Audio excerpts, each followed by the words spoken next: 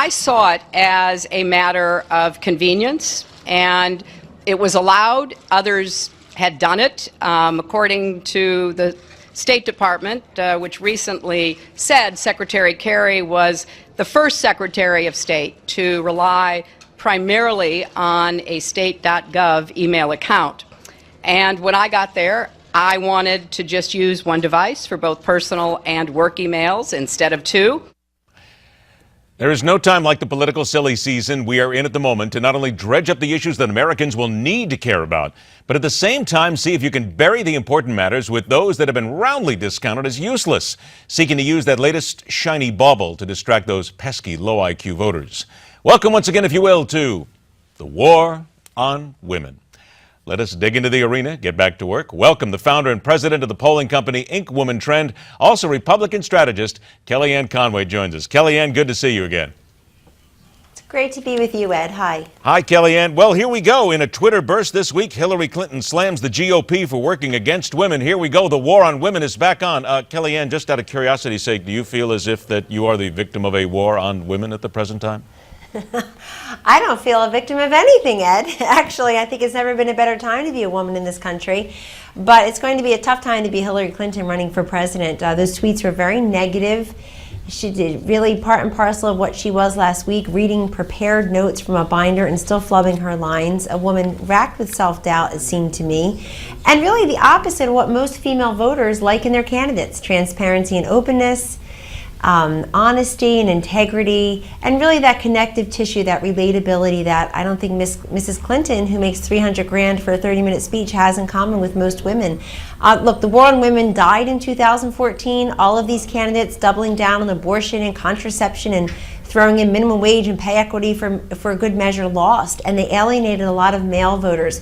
What's his name? Mark Udall, the senator in Colorado, got 39% of the male vote after running the War on Women type campaign. And in Iowa, Bruce Braley, who lost to Joni Ernst, our hero these days, he got 40% of the male vote. So not only did it not attract female voters to run this war on women in 2014, it alienated a slew of male voters. But Kellyanne, let's get back to basics here and numbers. We are still told that even after Emailgate, even after all these things, the server that's sitting there, that still more than half the people who are polled say yes, they want Hillary Clinton to be president of the United States, and they think that she is still the best person for the job. This looks inevitable, Kellyanne. Really, the woman can make as many mistakes as she wants. No, it's not. And they still want her to run for president. You don't think so? No, not at all. I heard Mitt Romney was inevitable and John McCain's inevitable, Rudy Giuliani's inevitable. I just don't buy that inevitability, electability nonsense. It's been disproven again and again. The fact is Hillary Clinton benefits from a little bit of come make history with me, first female president, but women will come to realize that you're not just voting for a woman, you have to vote for that woman. And that woman comes with a whole history and legacy of positions and mishaps and really questionable dealings and actions that many women won't like in the end. It also is indicative of the fact that the Democrats have a very weak and thin bench. They really don't have a plan B. Kellyanne, they still trust her. They still say they will vote. Yes, they still say they will vote for her. Their bar is low. Their bar is low. They also right now see her as a victim of the vast right-wing conspiracy, Ed, but the fact is very simple. I don't think she's going to be able to blame the vast right-wing conspiracy for Emailgate, which I don't think is as big a deal, by the way, as all the foreign money that goes to the Clinton Foundation, to put a fine point on it. But she's not going to be able to blame her political opponents for this one. The non-vast right-wing conspiracy member, Venerable AP, has sued the State Department to get their hands on that email. Lots of folks on MSNBC and other liberal media outlets last week took after the former First Lady, for not coming clean, for seemingly shockingly unprepared to have a press conference where she was going to have to read from prepared remarks and then answer a couple of easy questions. Boy, I'll tell you, they still love her, no matter how we... Listen, let's go on to something else. No, they tolerate her. Okay, well, wait a minute. Tolerate might be a better idea at this point. They tolerate her. They don't love Hillary. Let's be very clear. Okay. And the progressive liberals in the Democratic Party do not love Hillary. They want Elizabeth Warren to run. The national security folks want Jim Webb to think about it. The people who want charisma and energy and inspiration and uplifting optimism don't see that in Hillary. They want Martin O'Malley to run. So there are other folks. Joe Biden wants wants Joe Biden to run.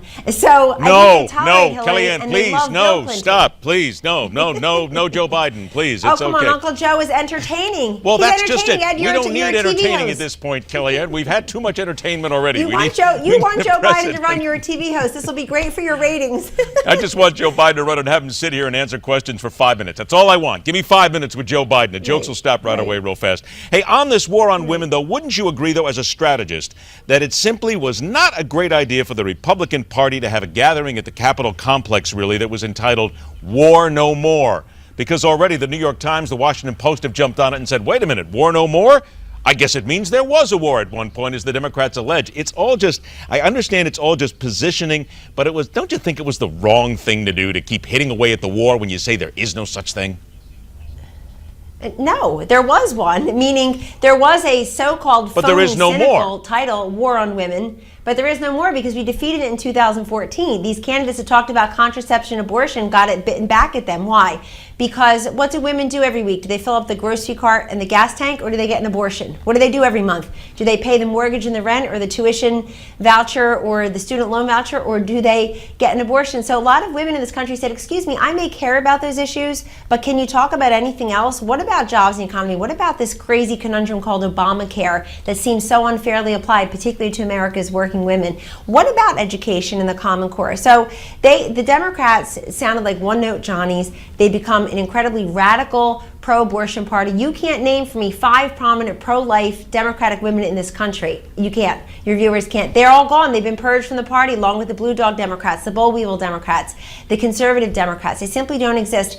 And I read the one article in the Washington Post, and I thought it was unfortunate for the following reason. If you go and you watch the hours worth of comments from Carly Fiorina, Kathy McMorris Rodgers, Sabrina Schaefer, myself, and Penny Nance, you'll get a lot of substance that was not covered in those articles because those journalists took the opportunity to try to bring back Aiken or Murdoch instead of talking about what women voters really care about and what they expect moving forward. I was kind of happy to see those articles just because if that's the play going into 2016, this sort of nasty, vituperative, roll your eyes when women on the right are trying to talk about substance to women across the country, I would rather be us than them. Okay, all I got to say is how dare you say that journalists for the Washington Post weren't covering every facet of the story. How dare you? But then again, you know that I just say that with tongue in cheek.